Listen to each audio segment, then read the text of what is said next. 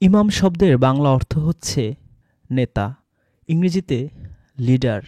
ইমাম, নেতা বা লিডার হবেন সেই ব্যক্তি যিনি জ্ঞানে, গরিমায়, অর্থে, বিত্তে, প্রভাব প্রতিপত্তিতে, শক্তিতে, সামর্থ্যে, সাহসে সবচেয়ে শক্তিশালী, সবচেয়ে স্বাবলম্বী, সবচেয়ে সুপুরুষ, সবচেয়ে বিজ্ঞ, সবচেয়ে প্রজ্ঞ, সবচেয়ে জ্ঞানবান, সবচেয়ে ইন্টেলিজেন্ট মানুষ। কিন্তু খলিফা শব্দটার মতো ইমাম শব্দটাও করাপ্ট করা হয়েছে, দূষিত করা হয়েছে। খলিফা মুয়াবিয়া যখন খলিফা নামের আড়ালে রাজতন্ত্র কায়েম করেছিলেন, চালু করেছিলেন, তিনি মৃত্যুবরণ করলে তার ছেলে ইয়াজিদ হবে খলিফা। মূলত তিনি হবেন রাজা বা বাদশাহ। সেই সিলসিলা শত শত হাজার বছর ধরে চলে আসছে। তখন ১৫০ বছর ছিল উমাইয়া খেলাফত, মূলত ছিল উমাইয়া রাজতন্ত্র। তারপর আব্বাসীয় খেলাফত বা আব্বাসীয় রাজতন্ত্র, তারপর ফাতেমি খেলাফত। এইভাবে খিলাফতের আড়ালে মূলত রাজতন্ত্র বা রাজা বাদশাহী চলে আসছিল। প্রকৃত অর্থে কুরআনে যে খলিফা বলতে যেমনটা আল্লাহ দাউদ নবীর উদাহরণ দিয়েছিলেন, সেরকমটা বোঝানো হয়েছে সেই কুরআনের খলিফার ধারে কাছেও ছিল না মুসলিম যুগের প্রায় ১০০০ বছরের এই খলিফাতন্ত্র। ঠিক একইভাবে করাপ্ট করা হয়েছে ইমামত বা ইমাম শব্দটাকে। আমাদের দেশে যে ইমাম, এটা শুধুমাত্র নামেই ইমাম। মূলত প্রকৃত অর্থে তিনি একজন বেতনভুক্ত কর্মচারী। মাস শেষে তার হাত পেতে বসে থাকতে হয় এলাকার মুসল্লিরা কবে তাকে চাঁদা দেবেন, দান সদগা করবেন, সেই চাঁদার টাকায়, দান সদগার টাকায় তার বেতন হবে, তার সংসার চলবে। এছাড়া সমাজের সকল ক্ষেত্রেই মূলত নেতৃত্ব দেন এলাকার মেম্বার, এলাকার প্রভাবশালী ব্যক্তি, এলাকার চেয়ারম্যান, এলাকার এমপি সাহেবরা। সেই চেয়ারম্যান, এমপি সাহেব, মেম্বাররাই হন মূলত সেই এলাকার প্রকৃত নেতা। তাহলে ইমামের কাজটা কি? মূলত সেই ৫ ওয়াক্ত নামাজ পড়ানোটাই হচ্ছে তার ইমামতির বাহাদুরি। এজন্য ইসলামিক পরিভাষায় ইমাম বা নেতা বা লিডার হবেন ওই ব্যক্তি যিনি হবেন অভাবহীন, মানে ধর্মকর্মের বিনিময়ে যাদের অর্থ গ্রহণ করতে না হয়। তা না হলে কোরআনের সত্য তুলে ধরা কখনো তার পক্ষে সম্ভব হয় না। কেননা কোরআনের সত্য বেশিরভাগ মানুষেরই পছন্দ হবে না। সেখানে জান্নাতে যাওয়ার কোনো শর্টকাট রাস্তা নেই। হজে গিয়ে পাথর ছুঁড়ে মেরে অথবা পাথরে চুমু খেয়ে নিষ্পাপ হয়ে যাওয়ার কোনো সুযোগ নেই। শুধু মুখে মুখে আরবি হরফ তিলাওয়াত করলেই সোয়াবের কারবার নেই। অমুক অমুক দোয়া দুরুদ পড়লে ১০০ বছর বা ১০০০ বছরের গুনাহ মাফের কোনো সিস্টেম নেই। এজন্যই আল্লাহ রাব্বুল আলামিন ধর্মকর্মের বিনিময়ে অর্থ গ্রহণকে কঠোরভাবে হারাম করেছেন। সূরা বাকারার ৪১ নম্বর আয়াতে আল্লাহ বলেন, আমার আয়াতের বিনিময়ে সামান্য মূল্য তোমরা গ্রহণ করো না, তোমরা শুধু আমাকেই ভয় করো। সূরা বাকারার ৭৯ নম্বর আয়াতে আল্লাহ বলেন, সুতরাং দুর্ভোগ তাদের জন্য যারা নিজ হাতে কিতাব রচনা করে এবং তুচ্ছ মূল্য প্রাপ্তির জন্য বলে এটা আল্লাহর নিকট থেকে প্রাপ্ত। তাদের হাত যা রচনা করেছে তার জন্য শাস্তি তাদের, এবং যা তারা উপার্জন করে তার জন্য শাস্তি তাদের। এই আয়াত পুরোপুরি সরাসরি ইঙ্গিত করে লাহুয়াল হাদিসের দিকে, যেই লাহুয়াল হাদিসের কিতাবে মুসলিম বিশ্বের লাইব্রেরিগুলো সয়লাব। সূরা বাকারার ১৭৪, ১৭৫ এবং ১৭৬ নম্বর আয়াতে আল্লাহ বলেন, আল্লাহ যে কিতাব নাজিল করেছেন যারা তা গোপন রাখে ও বিনিময়ে তুচ্ছ মূল্য গ্রহণ করে তারা নিজের পেটে আগুন ছাড়া অন্য কিছুই ভরে না। কিয়ামতের দিন আল্লাহ তাদের সাথে কথাও বলবেন না ও পবিত্রও করবেন না। তাদের জন্য রয়েছে বীভৎস শাস্তি। তারাই সৎ পথের বিনিময়ে ভ্রান্ত পথ এবং ক্ষমার পরিবর্তে শাস্তি ক্রয় করেছে। আগুন সহ্য করতে তারা কতই না ধৈর্যশীল। এটা এজন্য যে আল্লাহ পরিপূর্ণ কিতাব অবতীর্ণ করেছেন, এবং যারা কিতাব সম্বন্ধে মতভেদ সৃষ্টি করেছে নিশ্চয়ই তারা দুস্তর মতভেদে রয়েছে। তাহলে স্বাভাবিকভাবেই একটা প্রশ্ন ওঠে, এই ইমাম, এই মুয়াজ্জিন, এই ওয়াজিনরা খাবে কি? ইমামতি করিয়ে, মসজিদে আজান দিয়ে, নামাজ পড়িয়ে তাদের সংসার তো চলে না। আর যদি এটাই তাদের বিনামূল্যে করতে হয়, তার পরিবার পরিজন তো না খেয়ে মরবে। এই প্রশ্নটা আমাদের কোরআন জানা থেকে দূরে সরিয়ে রেখেছে। তাছাড়া প্রশ্নটা আল্লাহর নির্দেশের উপর অনধিকার চর্চা এবং সরাসরি কুফরি চর্চা। এই যে আল্লাহর আদেশ নিষেধ সুর করে পড়িয়ে বেতন নিয়ে মানুষকে কোরআন জানতে ও বুঝতে না দেওয়ায় সমাজে কোরআন প্রতিষ্ঠিত হচ্ছে না, এর জন্য কারা দায়ী বলতে পারেন? আয়াতের বিনিময়ে অর্থ নিয়ে তারা কি খাচ্ছে, এর পরিণতি কি? তা তো সূরা বাকারার ১৭৪, ৭৫, ৭৬ আয়াতে পরিষ্কার করেই আল্লাহ বলে দিয়েছেন। এতটা সহজ সরলভাবে আল্লাহ বলেছেন যা বুঝতে দাওরা হাদিস বা অনার্স মাস্টার্স পাশ করতে হয় না।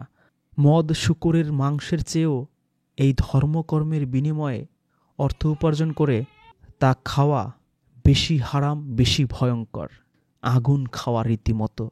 আপদে বিপদে কোনো উপায়ান্তর না থাকলে সাময়িকভাবে হারাম ঘোষিত মদ বা শূকরের মাংস খাওয়ার সুযোগ আল্লাহ রাব্বুল আলামিন কোরআনে দিয়েছেন, কিন্তু ধর্মকর্মের বিনিময়ে অর্থ গ্রহণের সুযোগ কোশ্চিন কালেও পবিত্র কোরআন দেয়নি। বরং নামাজ শেষে মাঠে ঘাটে ছড়িয়ে পড়ে হালাল রুজির সন্ধান করতে আল্লাহ রাব্বুল আলামিন নির্দেশ দিয়েছেন। হুজুররা, মোল্লারা নিজেরা সেই নির্দেশ ভঙ্গ করছে এই বলে যে তারা তো নামাজ পড়ানোয় নিয়োজিত, কিংবা কখনো খলিফা উমরের নামে মিথ্যা রটিয়ে বলে তিনি নাকি রাষ্ট্রীয়ভাবে ইমামদের বেতনভুক্ত করেছিলেন।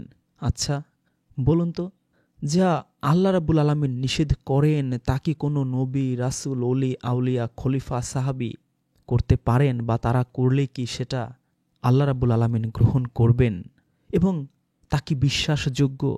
কুরআনে একটি দুটি নয়, অজস্র আয়াত আল্লাহ রাব্বুল আলামিন দিয়েছেন যা আমাদের চোখে আঙুল দিয়ে দেখিয়ে দেয় ধর্মকর্মের বিনিময়ে অর্থগ্রহণ কতটা ভয়ঙ্কর পাপের কাজ, এবং কোনো নবী, রাসূল এই ভয়ঙ্কর পাপ কখনো করেননি। নূহ আলাইহিস সালাম অঙ্গীকার করেন সূরা হুদের ২৯ নম্বর আয়াতে, হে আমার সম্প্রদায়, এর পরিবর্তে আমি তোমাদের নিকট ধন সম্পদ চাই না, আমার পারিশ্রমিক আল্লাহ রাব্বুল আলামিনের নিকট। হুদ নবী অঙ্গীকার করেন ৫১ নম্বর আয়াতে, হে আমার সম্প্রদায়, আমি এর পরিবর্তে তোমাদের নিকট কোনো মজুরি চাই না, আমার পারিশ্রমিক তারই নিকট যিনি আমাকে সৃষ্টি করেছেন। তোমরা কি তবুও বুঝতে চেষ্টা করবে না? সালেহ নবী অঙ্গীকার করেন সূরা শুআরার ১৪৫ আয়াতে, আমি তোমাদের নিকট এর জন্য কোনো পারিশ্রমিক চাই না, আমার পারিশ্রমিক তো জগৎসমূহের প্রতিপালকের নিকট রয়েছে। লূত নবী অঙ্গীকার করেন ১৬৪ আয়াতে সূরা শুআরার, এর জন্য আমি কোনো মজুরি চাই না, কোনো পারিশ্রমিক চাই না, আমার পারিশ্রমিক জগৎসমূহের প্রতিপালকের নিকট রয়েছে। শোয়েব নবী ১৮০ নম্বর আয়াতে অঙ্গীকার করেন, আমি এর জন্য তোমাদের নিকট কোনো মূল্য চাই না, আমার পারিশ্রমিক জগৎসমূহের প্রতিপালকের নিকট রয়েছে। নবী মুহাম্মদ সূরা ইউসুফের ১০৪ নম্বর আয়াতে বলেন, এবং তুমি তাদের নিকট কোনো মজুরি দাবি করো না, এটা তো বিশ্ব জগতের জন্য উপদেশ মাত্র। ৩৮ নম্বর সূরা সাদের ৮৬ নম্বর আয়াতে আল্লাহ বলেন, বলো আমি এর জন্য তোমাদের নিকট কোনো পারিশ্রমিক চাই না, এবং যারা মিথ্যা দাবি করে আমি তাদের দলভুক্ত নই।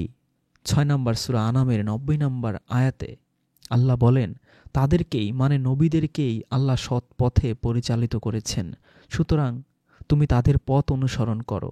বলো আমি এর জন্য তোমাদের কাছে কোনো পারিশ্রমিক চাই না।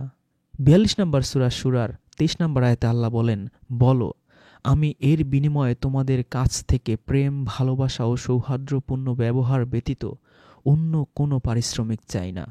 সুতরাং ধর্ম কর্ম কখনো পেশা হতে পারে না, আয় রোজগারের মাধ্যম হতে পারে না, রুটি রুজির উসিলা হতে পারে না। যা আল্লাহ রাব্বুল আলামিন নিষেধ করেছেন তা নবীরা, রাসূলরা, সাহাবীরা করেছেন, এটা একজন মূর্খ, পাগল, উন্মাদ ছাড়া কেউই বিশ্বাস করতে পারে না। কোরআনের আলোকে ধর্মকর্মের বিনিময়ে মজুরি বা হাদিয়া গ্রহণ চূড়ান্ত রকমের হারাম। অথচ পয়সা ছাড়া বর্তমান যুগে সকল ধর্মকর্ম অচল। যেখানে পয়সা নেই সেখানে ধর্ম নেই, ওয়াজ নেই, নসিহত নেই, ৫ ওয়াক্ত নামাজ কোনো হুজুর পড়াবে না বিনা পয়সায়। অন্যদিকে এক শ্রেণীর অর্থলোভী ব্যবসায়ীগণ কথিত আলেম মুফতিদের ভাড়া খাটিয়ে আল্লাহ রাসূলের নামে মন গড়া বই পুস্তক রচনা করে হ্যাকচিটিয়া ধর্ম ব্যবসায় লিপ্ত রয়েছে। মূল্যের স্থানে লেখা থাকে হাদিয়া, বাংলায় মূল্য, যা পুরোপুরি হারাম। অথচ আরবিতে হাদিয়া লিখে তারা বোঝাতে চায় এটা হালাল। তারা মনে করে অধিকাংশ মুসলিমই মূর্খ। এদের সম্বন্ধেই পবিত্র কুরআনে আল্লাহ সূরা মায়দার ৬৩ নম্বর আয়াতে পরিষ্কার হুঁশিয়ারি দিয়েছেন। আলেম ওলামাগণ কেন তাদের পাপ কথা ও হারাম ভক্ষণে নিষেধ করে না, বরং এরাও যা করে, বলে এবং খায় তাও নিকৃষ্ট। ৯ নম্বর সূরা তওবার ৩৪ নম্বর আয়াতে আল্লাহ বলেন, হে ভক্তগণ, সাবধান! আলেম দরবেশদের মধ্যে অনেকেই মানুষের ধন সম্পত্তি অন্যায়ভাবে ভক্ষণ করছে এবং আল্লাহর পথ থেকে বিভ্রান্ত করছে। যারা স্বর্ণ রৌপ্য জমা করে রাখে, আল্লাহর পথে ব্যয় করে না, তাদের কঠোর শাস্তির সংবাদ দাও। আপনি দেখবেন খেয়াল করে, অধিকাংশ আলেম ওলামা মুফতি মুহাদ্দিস দান সাদকা করে না। ওয়াজ মাহফিল তারা করে, কিন্তু তাদের এলাকায় ওয়াজ মাহফিল হলে কয়জন টাকা দান করে? মসজিদে মাদ্রাসায় তারা দান করতে বলে, কিন্তু তারা নিজেরা কজন মসজিদে মাদ্রাসায় দান করে একটু খেয়াল করলেই আপনি দেখতে পাবেন। এজন্য কুরআনের এরকম অসংখ্য আয়াতে বজ্র কঠিন হুঁশিয়ারি থাকা সত্ত্বেও নামাজ পড়িয়ে টাকা, মিলাদে টাকা, জানাজায় টাকা, ওয়াজ মাহফিলে টাকা, ফতোয়া প্রদানে টাকা, বিয়ে পড়াতে টাকা, তালাকে টাকা, মসজিদে মাজারে দরগায় দোয়া করতে, চল্লিশা পড়াতে, সবখানি শুধু টাকার খেলা। টাকা ছাড়া ধর্মের চাকা একেবারেই স্তব্ধ, একেবারেই অচল। বর্তমান সমাজের কথিত অধিকাংশ আলেমগণই এই টাকার বিনিময়ে ভাড়া খাটেন। মানে মানুষ তাদের ভাড়া করে নিয়ে যায়, যেমন নিয়ে যায় আর্টিস্টদের, শিল্পীদের, সিঙ্গারদের। এ সকল আলেম এই আয়াতগুলো খুব ভালো করেই জানেন এবং বোঝেন, কিন্তু জেনে শুনেই তা গোপন রেখে বিনিময় মূল্য গ্রহণ করে থাকেন। মসজিদ মাদ্রাসায় হাদিস ফিকহ ফতোয়ার পরিবর্তে যদি কুরআন শিক্ষা দেয়া হতো, কুরআন অর্থ বুঝিয়ে পড়ানো হতো, কখনো তারা এই গর্হিত কাজ, অন্যায় কাজ, আল্লাহ বিরোধী কাজ করতেন না। এটা আমরা চ্যালেঞ্জ দিয়ে বলতে পারি।